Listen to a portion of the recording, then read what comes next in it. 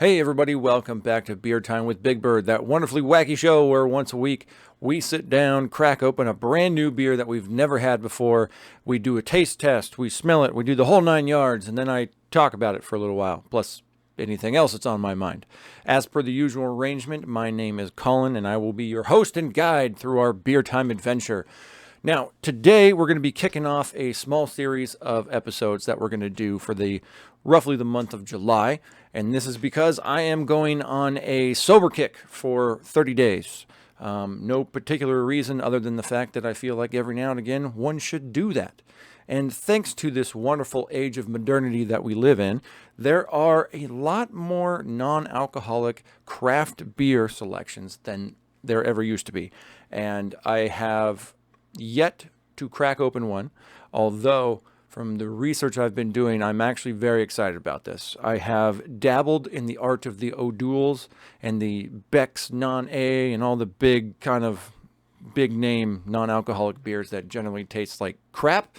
And from what I've been reading so far, there's this brand new kind of craft scene that's showed up over the last, say, like 4 or 5, 6 years maybe, all over North America in particular, that has really tried to embrace different methods of making non-alcoholic beer that still taste like a good solid craft beer. So I went ahead and got my hands on a few different kinds, and let's just say I'm very excited to tap into them because they're not, the expectation is that this is not going to be a journey down that old O'Doul's road. So without any further ado, let's go find out what's on tap today, shall we? All right, let's kick off this month's non-alcoholic craft beer adventure with this wonderful company, Sober Carpenter. They make a fantastic little lineup of beers that are all non-alcoholic. We're going to get into more what an actual non-alcoholic beer is, how they're generally made, and how the way they've made is kind of shifted, I guess, to today. So this is their IPA. I got an IPA because, it's Pacific Northwest. This brewery is out of Montreal, Canada, which is, I think, interesting in itself. I don't think we haven't done any Canadian beers on this show so far. But we are going to take a look at the brewery. We're going to take a look at their backstory and what brought them to make solely non-alcoholic beers. It is a solely non-alcoholic beer craft brewery. So, but first, we got to make sure we know what we're going to be getting into here. So let's crack this bad boy open and let's find out how this Canadian non-alcoholic IPA stacks up against our kind of standard IPAs that are around here. Now, I don't know. So this is technically made with, they even have the malt profile right on the back for you there. You can't really read that, but the malts are pale malt and car malt, two standard malts that we find in a lot of beers that we've had on the show. There's 3 hops in this one, the Citra, the Simcoe, and the Cascade, all of which we are familiar with. It comes in at 42 IBUs, so it's not going to be a real kicker as far as bitterness goes. They say, loaded with hops, this floral West Coast style brew offers notes of tropical fruit and citrus.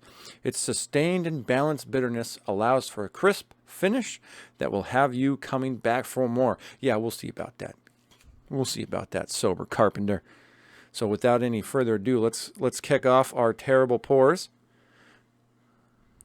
Ooh, this is a really, really light beer. I don't know how I feel about this. Most IPAs around here, not this light, but, with a pale malt and a car malt, depending on their profile. This is basically what you're going to get with a main pale malt forward recipe anyways. The standard pale malt doesn't have a whole lot of color behind it. So right off the nose, if I don't get any subsies on my nose this time, it smells like an IPA. Slightly more sweet than the standard smell on an IPA. All the floral notes are there though. Lots of good hops in this thing, with a slight backing of that pale malt. But I don't want to say there's something missing there, but it might just be this beer in general. It doesn't smell like it's going to have a ton of body behind it. I really hope I'm pleasantly surprised and wrong about that fact. So without any further ado, cheers, everybody. Huh. Okay. Interesting. I had high expectations, I feel like, and I'm kind of let down by them. Like, it's good. It tastes good. I'll say that much. I mean, it pretty much tastes like beer. Just like really light beer. But there's a lot of floral notes going on in there. For sure. But yeah, you're really missing out on that body of the main kind of oomph, that warm embrace that you probably get from the alcohol. Either that or I'm wondering now if it's a lighter, a smaller amount of malt that goes into this thing. Because there are a few ways that non-alcoholic beers have been traditionally made. And these days, carbonation's still there, definitely. These days, a lot of the craft brews that will make a non-alcoholic beer will do kind of a more modern day method. It used to be you brew a standard beer and then you just kind of bring it up to a certain temperature where just that alcohol boils off and then it's gone. But generally speaking, it's not that good, because at that point you're doing other things to the flavors in that original, wort and things like that, where when you're brewing a beer, there's a specific time that you're brewing beer or boiling the wort, and there's a lot of temperature specific things, and that's because certain temperatures bring out certain flavors and so on and so forth. And by raising that temperature up too much more, you're gonna kind of change the flavors of those things.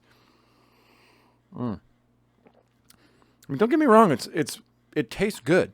It just tastes like a really light beer, kind of like if you're tasting like a light domestic, except more hops is going on. Not a whole lot of malt at all. It's primarily hops. So it's decent enough. We'll put it this way. I haven't had a beer since the 4th of July, I want to say. And so we're going to be carrying this through the rest of July. And I mean, it scratches the itch. I'll put it that much. If I want a beer, if I want to taste the beer and, enjoy it like that, yeah, itch scratched. I picked up a few more of these bad boys, different kinds and stuff like that we're going to be doing over the next month. Tomorrow we have Salt the Streets episode 129 going on right here live tomorrow at noon, right here on the Salt the Streets YouTube channel. So I'll be drinking some more on air tomorrow. But let's get back to non-alcoholic beer. The second method, a lot of the bigger kind of big beer companies will do is they'll make the normal beer and then they'll pass it through a certain type of filter media, we'll call it that, that will remove a large amount of the alcohol and get that thing down below 0.5%, which is kind of the standard max level for non-alcoholic beer. And then the third method, which these guys do, which I think is the more kind of interesting one, they will brew the beer as you normally would, except during the fermentation process, instead of letting it go and go and go like you normally would and having all that yeast eat up all the sugars that are pulled out of the malt during the wort process and all that, they extract the yeast before that yeast ever has a chance to make all that alcohol that gives you the 4 to 9% or whatever it is that you're doing. So it's more of just a standard brew process that is cut off earlier than normal, a standard beer. And that's why I think this still tastes like beer, and probably the lack of body, now I'm thinking about it, it might be from a smaller amount of malt, but it also might just be from the lack of time that's used in the fermentation process to let them things, just all those flavors just kind of mix and mix and mix and build up and get complex and all that. It's just a very crisp, It's a great summertime beer. Crisp, refreshing, and the floral notes from all those hops really kind of tie it together to make it worth drinking. This particular beer, if it didn't have that nice strong hop back, I don't really know what it would taste like, but it would almost remind me maybe of like a really weak kombucha or something like that. There's something very hydrating about this. So yeah, there's non-alcoholic beer number 1 for the month of July. I've got I think I've got a wheat beer, and then another, I think it's a red beer too, that are coming up. So it'll be interesting. They're all from different companies. They're all craft breweries, which is I think probably a better route than trying to go the big beer style. I mean, those things, we all know what they taste like. If you've ever had a non-alcoholic beer at you picked it up from any major supermarket or any major beer store or something like that, they're not that great.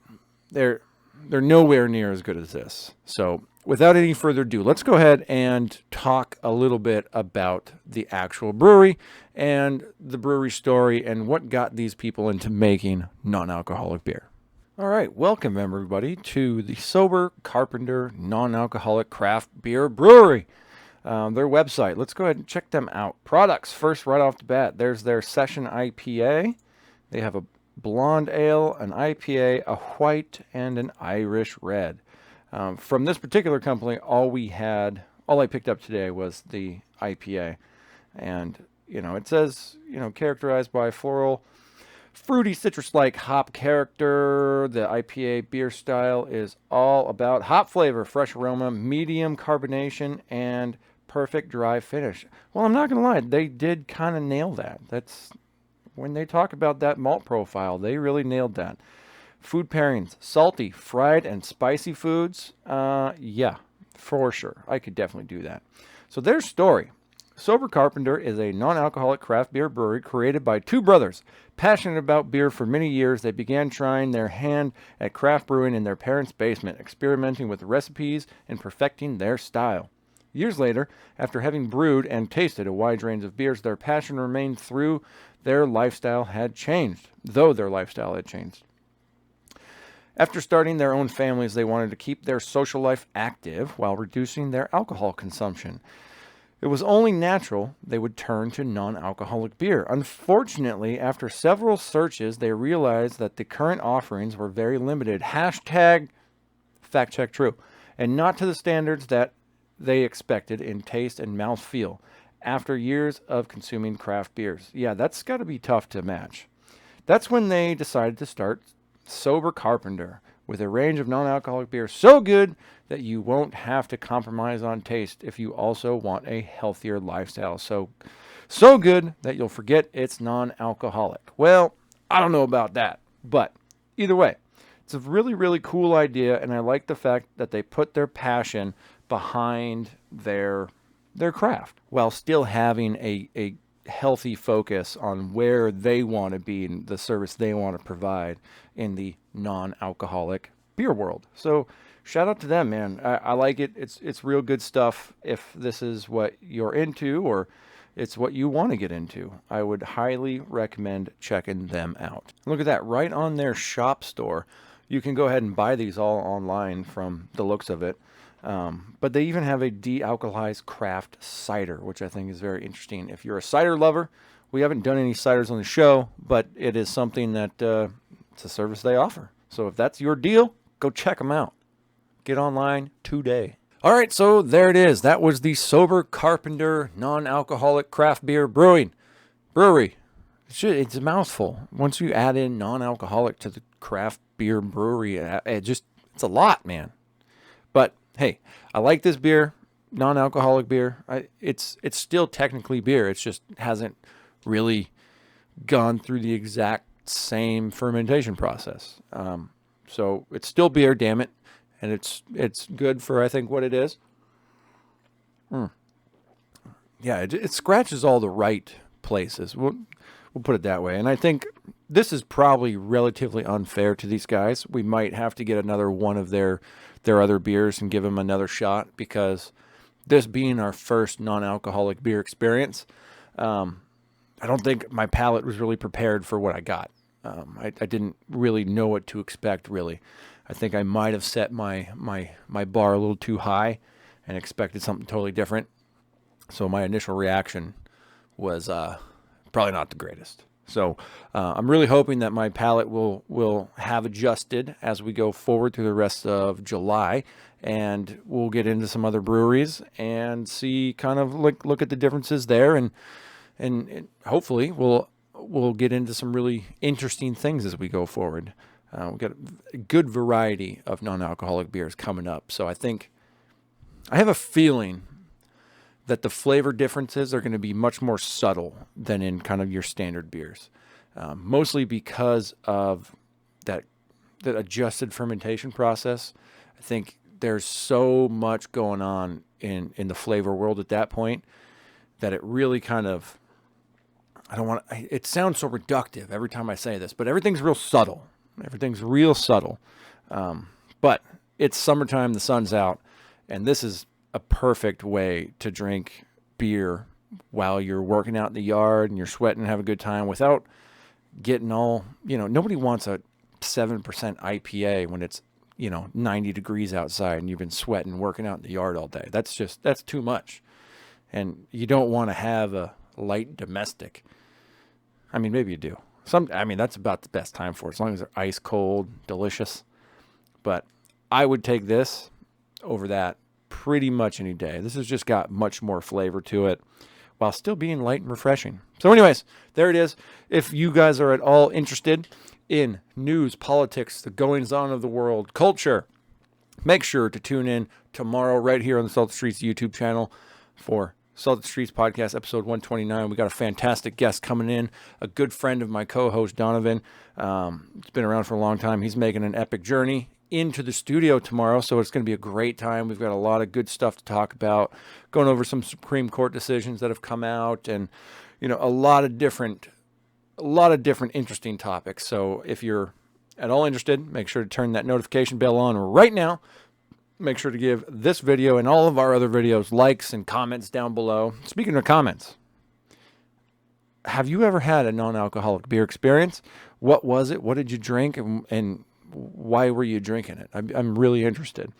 Like I said, this is kind of a impromptu deal that I just kind of felt it was necessary at the time to do a nice little 30-day sobriety deal. So we're gonna do that, and we're gonna have a good time while we're doing it. But if you have all been down this road, let me know how it went in the comments down below.